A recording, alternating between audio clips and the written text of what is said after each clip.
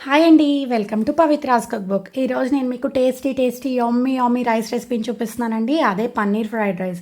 ఈ paneer fried rice చిన్నపిల్లలకు కూడా చాలా బాగా నచ్చుతుందండి. మనం చేసి పెడితే అట్టే లాగిచ్చేస్తారండి. చూస్తున్నారు కదా ఎంత కలర్ఫుల్గా ఉందో అండ్ అంతే టేస్టీగా కూడా ఉంటుందండి. ఇప్పుడు మనం పన్నీర్ ఫ్రైడ్ రైస్ ప్రిపేర్ చేసుకోవడానికి ముందుగా ఒక పాన్లో 4 టేబుల్ స్పూన్స్ ఆయిల్ని యాడ్ చేసుకోవాలి. ఎప్పుడు కూడా ఫ్రైడ్ రైస్లకి ఆయిల్ అనేది కాస్త ఎక్కువగానే పడుతుందండి. అది మనం ఫ్రై చేసుకోవాలి కదా రైస్ని, అందుకోసం. ఆయిల్ బాగా వేడైన తర్వాత అందులోకి కరివేపాకుని యాడ్ చేసుకోవాలి. ఈ కరివేపాకు బాగా ఫ్రై అయిన తర్వాత అందులోకి సన్నగా చాప్ చేసి పెట్టుకున్న గ్రీన్ చిల్లీస్ని యాడ్ చేసుకోవాలి. తర్వాత కొద్దిగా అల్లం వెల్లుల్లి పేస్ట్ని యాడ్ చేసుకొని బాగా ఫ్రై చేసుకోవాలి. మనకి ఆ అల్లం వెల్లుల్లి పేస్ట్లో ఉన్న పచ్చి వాసన మొత్తం పోయే వరకు బాగా ఫ్రై చేసుకోవాలి.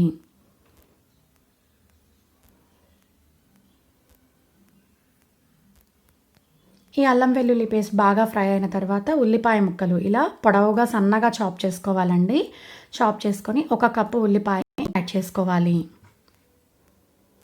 ఆ ఉల్లిపాయలు అనేవి లైట్ గోల్డెన్ బ్రౌన్ కలర్ వచ్చే వరకు ఫ్రై చేసుకోవాలి.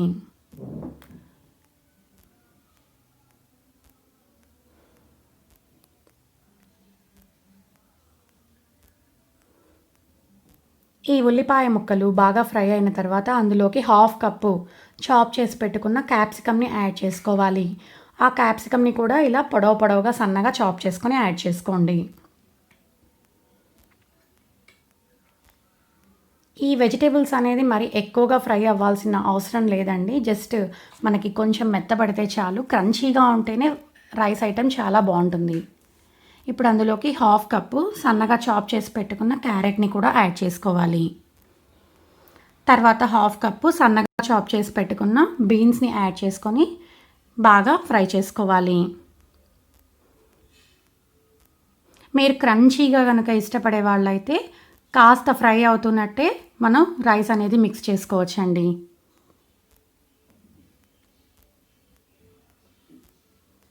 ఇలా వెజిటేబుల్స్ అన్నీ ఫ్రై చేసుకొని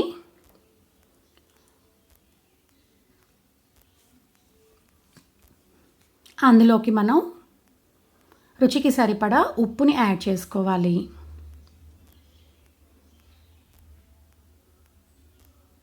ఉప్పుని యాడ్ చేసుకొని బాగా మిక్స్ చేసుకోవాలి. తర్వాత అందులోకి వెనిగర్ 1 టేబుల్ స్పూన్ యాడ్ చేసుకోవాలండి. మీరు కావాలనుకుంటే ప్లెయిన్ వెనిగర్ని యాడ్ చేసుకోవచ్చు. ఒకవేళ మీ దగ్గర వెనిగర్ అనేది లేకపోతే లెమన్ని యాడ్ చేసుకోవచ్చు. తర్వాత అందులోకి 1 టేబుల్ స్పూన్ సోయా సాస్ని యాడ్ చేసుకోవాలి. 1 టేబుల్ స్పూన్ రెడ్ చిల్లీ సాస్ని యాడ్ చేసుకోవాలి. మీరు కనుక తీపి ఎక్కువ ఇష్టపడే వాళ్ళైతే రైస్ కూడా తీపిగా తినాలి అనుకుంటే, లేదంటే పిల్లల కోసం అయితే టమోటా కెచప్ని కూడా యాడ్ చేసుకోవచ్చు. ఇందులో అయితే నేను టమోటా కెచప్ని యాడ్ చేయట్లేదండి. అన్నీ యాడ్ చేసుకొని బాగా మిక్స్ చేసుకోవాలి.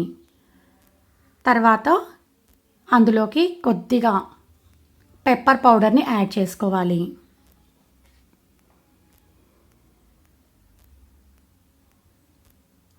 ఇవన్నీ యాడ్ చేసుకొని ఒకసారి బాగా ఫ్రై చేసుకోవాలి.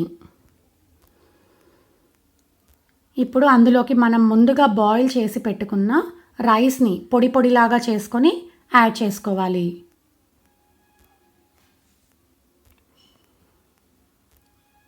రైస్ని యాడ్ చేసుకున్న తర్వాత బాగా మిక్స్ చేసుకోవాలి. మనం ఫ్రైడ్ రైస్లు చేసుకునేటప్పుడు రైస్కి 1:2 వాటర్ని యాడ్ చేసుకోవాలండి. ఎక్కువ వాటర్ని యాడ్ చేసుకుంటే మనకి రైస్ అనేది పొడిగా కాకుండా ముద్దగా తయారవుతుంది. అప్పుడు అంత టేస్టీగా అయితే ఉండదు. మనకి ఇలా పొడిగా ఫాస్ట్ ఫుడ్ స్టైల్లో రావాలనుకుంటే 1 గ్లాస్ రైస్కి 2 గ్లాసులు వాటర్ని యాడ్ చేసుకొని మిక్స్ చేసుకోండి.